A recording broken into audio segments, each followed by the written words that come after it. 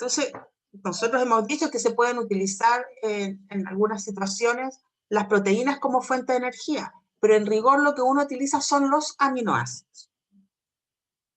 Entonces, en el fondo, ¿no es cierto?, la oxidación o degradación de aminoácidos podemos utilizarlo nosotros como fuente de energía también, pero solo cubre un 70% del total de necesidades que tiene el organismo, ¿ya? El 90% lo cubren los hidratos de carbono y los lípidos. ¿Ya? Por eso se dice que es como la última fuente a la cual uno puede recurrir en caso de necesitar energía. Y todo se inicia a través de procesos, ¿ya?, que sufren, o reacciones que sufren los aminoácidos, que son reacciones de transaminación y desaminación. En el fondo, en estas reacciones, lo que se va a obtener son los esqueletos carbonados, que también se conocen como alfa-cetoácidos, y el grupo amino que sale, ¿no es cierto?, del aminoácido. Los esqueletos carbonados pueden ser utilizados para sintetizar glucosa, para sintetizar cuerpos cetónicos. En el caso de la glucosa, ese puede ir a la acetilcoenzima A, ¿no es cierto?, a través de la oxidación parcial por medio de la glicólisis, y ese acetilcoenzima A también ir al ciclo de Krebs, ¿no es verdad?, y obtener energía, ATP. ¿No? Entonces ahí puede haber un uso energético del esqueleto carbonado, ¿no? Un uso energético, porque se obtiene finalmente ATP. ¿No? En el caso de generar cuerpos cetónicos, también se podrían utilizar y oxidar en el ciclo de Krebs, como lo vimos, ¿ya?, en la clase anterior, y obtener ATP. Y en el caso que uno quiera guardar energía, que es poco probable, pero igual puede ser utilizado, ¿no es cierto?, el acetil para la síntesis del lípido. Y el grupo amino, ¿ya?, finalmente se va a convertir en urea a través del ciclo de la urea, y eso es excretado en la orina.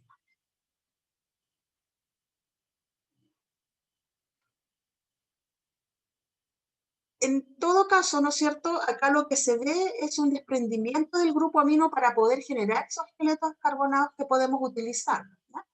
Acá vemos un esquema general de lo que son las reacciones de movilización y almacenamiento de grupos aminos.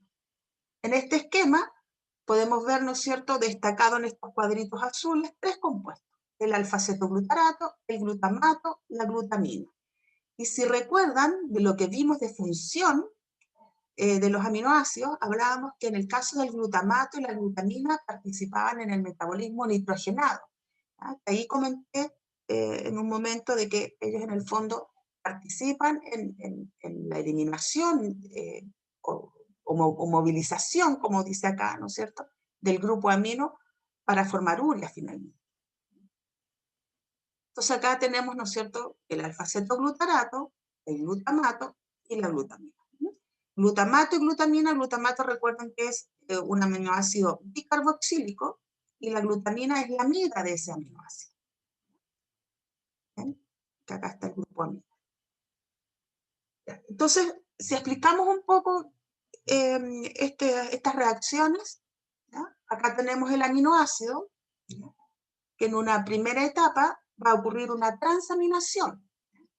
Ahí actúan enzimas transaminasas, que lo que van a generar va a ser el cetoácido o el esqueleto carbonado, y el grupo amino de este aminoácido, ¿ya?, va a ser captado por el alfa-cetoglutarato, ¿ya?, para formar glutamato. ¿Ven? Acá aparece este grupo amino.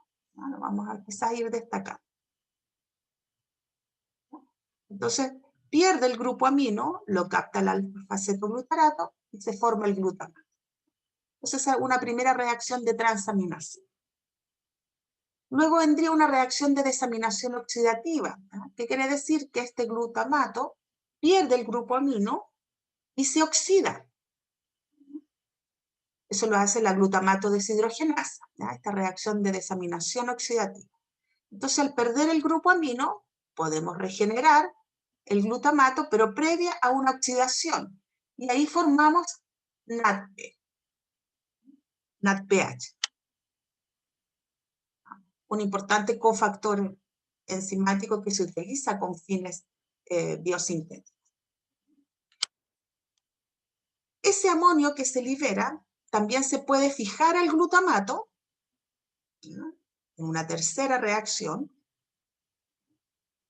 y formar, ¿no?, a ver, dejen ir anotando, ¿ya? Este grupo amino que se libera, ¿no es cierto?, se puede fijar también a un glutamato que ya tiene un grupo amino, ¿no?, y generar la glutamina, que es la amida del glutamato, que tendría dos grupos, en el fondo, amino.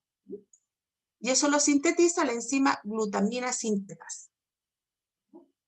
En esta reacción se gasta energía. Y por último, podría ocurrir la desaminación de esta glutamina para generar glutamato. Acá lo hace la enzima glutaminasa, ¿ya?, y se libera un grupo amino. Entonces son las distintas formas en que se puede desaminar y generar estos grupos aminos que pueden ser utilizados para formar la urea finalmente, ¿no? Entonces, acá en el ciclo de la urea, las reacciones 2 y 3 son importantes. La reacción 2 y 3 son las importantes, porque son reacciones que utilizan los organismos superiores para fijar ese grupo amino a una cadena carbonada, ¿no es verdad? Acá se está uniendo al glutamato. Entonces fijarlo a una cadena carbonada y posteriormente quizás eliminarlo, ¿no es cierto?, entregarlos al ciclo de la urea, ¿ya? Entonces en el fondo son reacciones claves para sintetizar un tipo de nitrógeno orgánico, que es lo que hacemos al formar urea. ¿Ya? Las principales reacciones de transaminación, ¿no es cierto? Acá tenemos lo que cataliza la aspartato aminotransferasa, que en el fondo entrega el grupo amino al alfa-cetoglutarato que habíamos comentado. Se forma el oxaloacetato y queda el glutamato. Estos eran los compuestos que habíamos visto que están en estas reacciones de movilización del grupo amino. Una reacción reversible en todo caso, ¿ya? Por un lado puede actuar la aspartato aminotransferasa y por otro lado la glutánico oxaloacético transaminasa, ¿ya?, que es dependiente de piridoxal fosfato, un cofactor.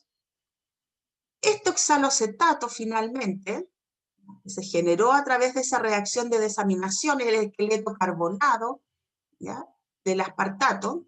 Este oxaloacetato puede ir a gluconeogénesis y formar glucosa.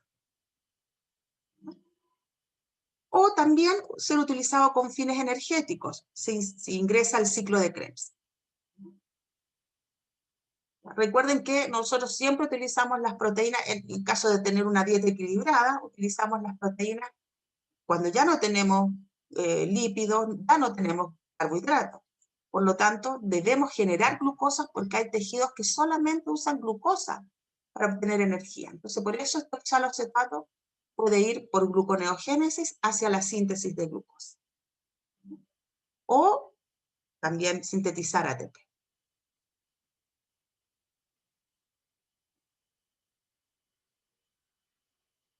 Acá hay otra reacción donde actúa la alanina.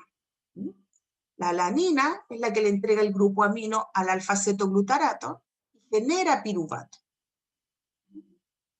Y acá están de nuevo los dos compuestos, ¿no es cierto?, que están en estas reacciones de movilización de grupos amino, ¿ya? Y este esqueleto carbonado que se generó de la desaminación de la alanina, que es el piruvato, puede ir a gluconeogénesis para síntesis de glucosa, o también seguir hacia la oxidación completa y formar ATP, ¿ya?, o incluso se pueden sintetizar grasas con esa acetilcoenzima, ¿no?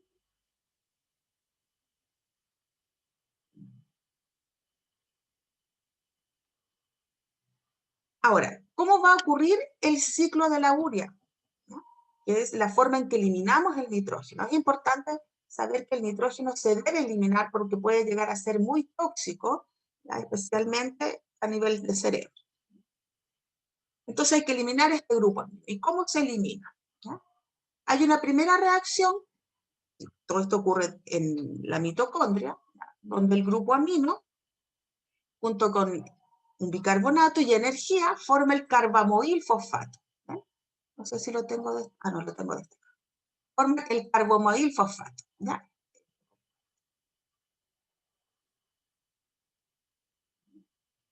Entonces se gasta dos ATP para esta reacción, ¿ya? De unión del grupo amino con el bicarbonato.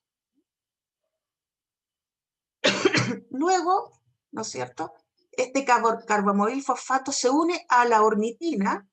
Acá está, miren, ornitina y citrulina.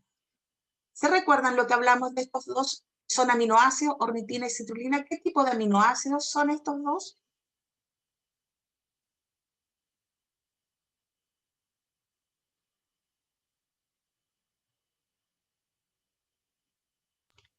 Eran de los últimos grupos que pasamos. Claro, o sea, eran aminoácidos no proteicos. Eran no proteicos, sí, no Sí, proteicos. eran aminoácidos no proteicos. Igual son alfa-aminoácidos, pero no proteicos. Ornitina y citrulina. ¿Ya? Entonces, acá el carbamoil fosfato se une a la ornitina. Bueno, y entre paréntesis dijimos que ellos participaban en el ciclo de la urea, ¿ya? Cuando vimos estos dos aminoácidos, ornitina y citrulina.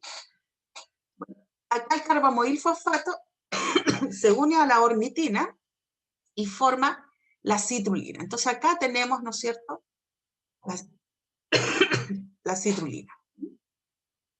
Que esta citrulina se va a unir a un aspartato, ¿no?, y va a formar, también con gasto de ATP, y va a formar este compuesto, acá,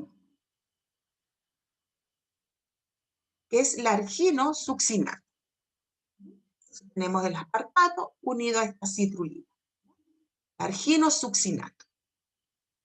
Luego, este compuesto, el arginosuccinato, se rompe y genera fumarato por un lado, ya, acá podemos ver fumarato, y el resto, ¿no?, va a generar arginina.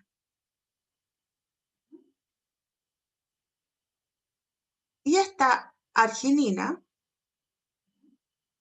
también a través de otra reacción enzimática, va a liberar, en el fondo, este grupo urea, ¿no? Y se regenera la ornitina, con lo cual se da inicio nuevamente, ¿no es cierto?, entra a la mitocondria y se da inicio nuevamente a este ciclo de la urea, ¿ya?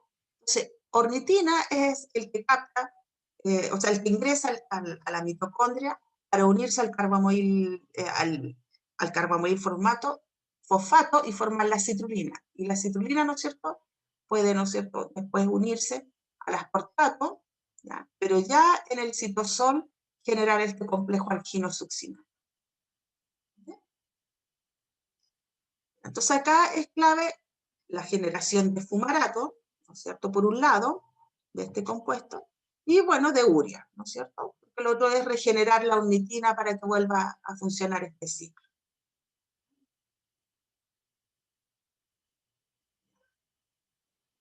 Aquí hay una relación bien interesante que se da entre el ciclo de la urea y el ciclo de Krebs, ¿ya? Entonces acá tenemos, ¿no es cierto?, el ciclo de la urea, donde hablábamos que la ornitina, ¿ya?, se puede unir al carbamoil fosfato, formar la citrulina sale al citosol, forma el arginosuccinato, ¿ya?, de ahí, ¿no es cierto?, puede salir el fumarato y la arginina libera el grupo, la urea, y se regenera la ornitina, ¿ya?, y ahí vuelve el ciclo.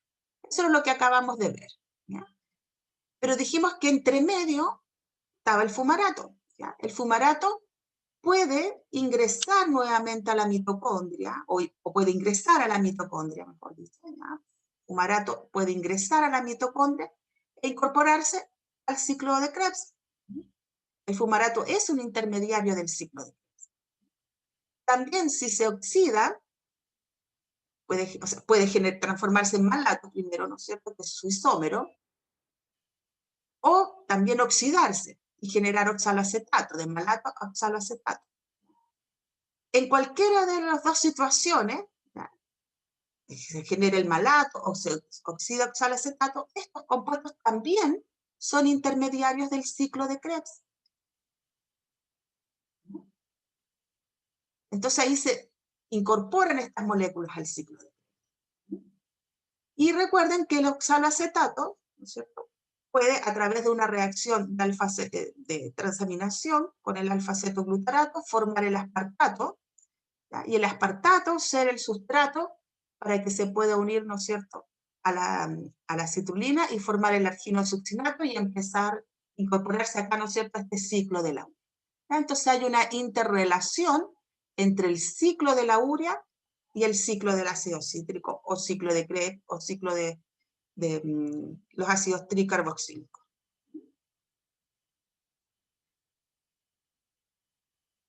Por eso también siempre hemos dicho, ¿no es cierto?, que el ciclo de Krebs es muy importante, porque aporta también precursores para la biosíntesis de otras biomoléculas, y en este caso específico, ¿no es cierto?, para la síntesis de urea, finalmente. Que debemos, lo utilizamos para eliminar nitrógeno, que ha sido, ¿no es cierto?, eliminado por medio de estas reacciones de transaminación de los aminoácidos. Bueno, entonces, un esquema general sobre la oxidación, ¿ya?, de proteínas o la utilización de proteínas, ¿ya?, sería que estas proteínas, ¿no es cierto?, ya intracelulares, vamos a tener aminoácidos, ¿ya?, pueden ser intracelulares o pueden ser, ¿no es cierto?, las que aporta también, recuerden, el hígado, ¿ya?, aunque en el hígado principalmente se encarga de distribuir aminoácidos que van a servir para biosintetizar o sintetizar nuestras propias proteínas. Entonces, a nivel celular, se daría la utilización de los aminoácidos provenientes de las proteínas ya celulares. Entonces, podrían ser proteínas celulares o proteínas de la dieta, ¿ya?, esos aminoácidos. ¿Ya? Podrían darse las dos cosas, pero principalmente ya son proteínas que están en la célula. Entonces, esos aminoácidos, ¿ya?, van a sufrir estas reacciones de transaminación donde se genera el esqueleto carbonado y se genera el grupo amino. Ese grupo amino, ya acabamos de ver que pueden incorporarse al ciclo de la urea para ser eliminados como urea, que sería el producto final de expresión de nitrógeno, pero también podríamos utilizarlo para biosíntesis de otros aminoácidos, de algunas aminas o de los nucleótidos. Y en el caso de los esqueletos carbonados, los cetoácidos que se generan pueden entrar al ciclo de Krebs, ¿ya?, y ser utilizados para la obtención de energía, ¿ya?, o también, en el caso de requerir glucosa, que son en las situaciones de ayuno prolongado, por ejemplo, ¿ya?, ese oxaloacetato puede ir a la síntesis de glucosa a partir de gluconeogénesis, ¿ya?, un proceso que todavía no lo vemos, lo vamos a ver ya pronto. Y recuerden la interconexión que hay entre los dos ciclos.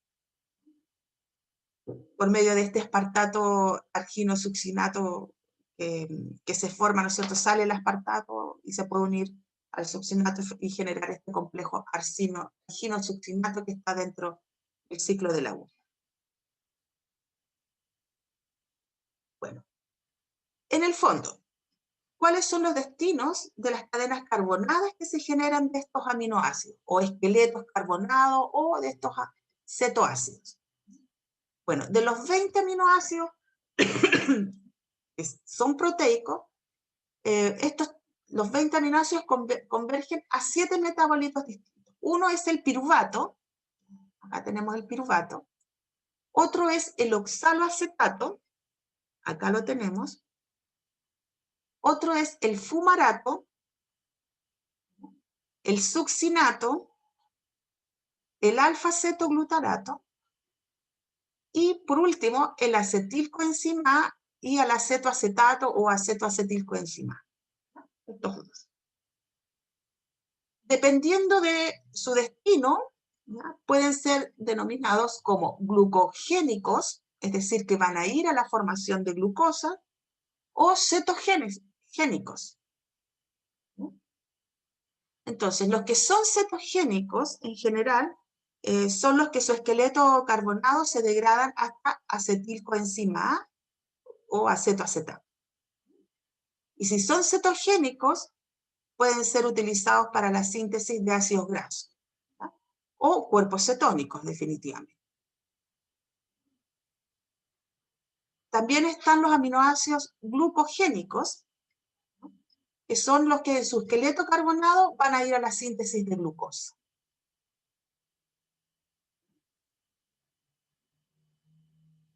Hay algunos que tienen ambas funciones, ¿no? Y eso es en general con respecto a los aminoácidos. Como nosotros utilizamos estos aminoácidos con fines energéticos en algún momento o gluconeogénicos. Es la síntesis de glucosa.